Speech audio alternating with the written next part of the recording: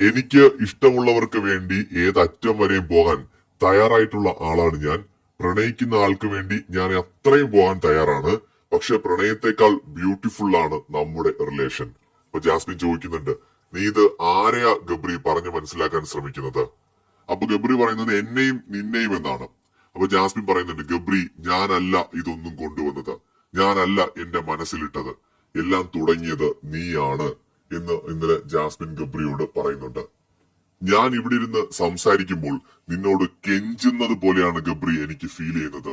എനിക്ക് എന്നോട് തന്നെ നാണക്കേട് തോന്നുകയാണ് ഗബ്രി. ഇതെല്ലാം പുറത്തു പോകുന്നത് ആലോചിക്കുമ്പോൾ ഞാൻ തകർന്നു പോവുകയാണ് ഗബ്രി എന്നും ജാസ്മിൻ പറയുന്നുണ്ട്. അതായത് ഇവരുടെ ഈ സംഭാഷണം എല്ലാം ഷൂട്ട് ചെയ്യപ്പെടുകയാണെന്നും ഇത് ചിലപ്പോൾ എയർ ചെയ്യപ്പെട്ടേക്കാമെന്നും അവർക്ക് സംശയമുണ്ട്. അതുകൊണ്ട് തന്നെ ലജ്ജയോടെയാണ് താൻ ഇതൊക്കെ പറയുന്നത് എന്നാണ് ജാസ്മിൻ പറയുന്നത്. അവിടെ ഒരു കാര്യം കൂടി ജാസ്മിൻ പറയുന്നുണ്ട്, ഇത് പ്രണയമെന്ന നിലയിലേക്ക് തുടങ്ങി വെച്ചത് ഗബ്രിയാണ്